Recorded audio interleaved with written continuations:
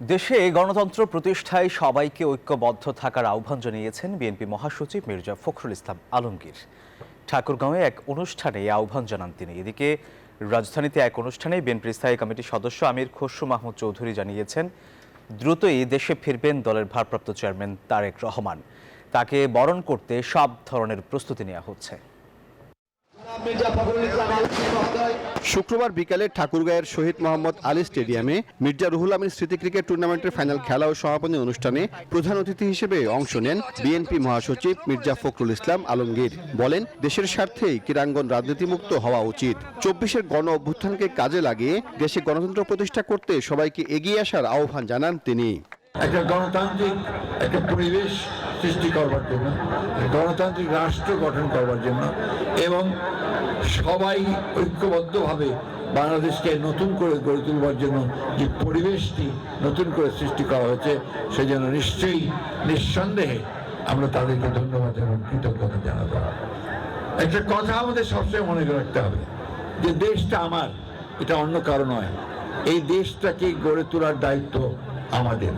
রাজধানীর কাটাবনে বাদ আসর গণফোরামের প্রয়াত সভাপতি মুস্তফা মহসিন মন্টুর রুহের মাগফিরাত কামনায় দোয়া ও মিলাদ মাহফিলে যোগ দেন বিএনপির স্থায়ী কমিটির সদস্য আমির খসরু মাহমুদ চৌধুরী। পরে সাংবাদিকদের প্রশ্নের জবাবে তিনি জানান, শিগগিরই দেশে ফিরে আসবেন বিএনপির ভারপ্রাপ্ত চেয়ারম্যান। বান্ডেল থাকলে প্রতি সেনমানিতে টাকা বাঁচবে। বিকাশ সেনমানি বান্ডেল কিনে জিতুন প্রতি লেনদেনে। তারেক রহমান উনি দ্রুত দেশে আসবেন এবং ওনার প্রস্তুতি চলছে দেশে আসার। দেশের মানুষ, বিএনপি, জনগণ সবাই ওনার অপেক্ষায় আছেন, ওনার প্রতীক্ষায় আছেন। উনি সেটা ভালোভাবে বুঝেন, উনি প্রস্তুতি নিচ্ছেন। যে কোনো সময় উনি একটি দিনক্ষণ সিদ্ধান্ত নিয়ে দেশে চলে আসবেন। বিএনপির সিনিয়র যুগ্ম মহাসচিব অ্যাডভোকেট রুহুল কবির রিজভী বলেছেন, আগামী নির্বাচন অবাধ ও সুষ্ঠু এবং যৌক্তিক সময়ে অনুষ্ঠিত হবে। শুক্রবার দুপুরে তারেক রহমানের নির্দেশনায় পাবনার চাটমোহরের অসুস্থ শ্রমিক দল নেতা তাহেরকে দেখতে গিয়ে কথা বলেন তিনি। একটা যৌক্তিক সময়ের মধ্যেই আমাদের অন্তর্বর্তীকালীন সরকার তারা নির্বাচন কমিশনকে জানাবে যে কবে ভোটটা হবে। তা আমাদের বিশ্বাস, জনগণের দাবির প্রতিফলন হবে সরকারের সিদ্ধান্তের।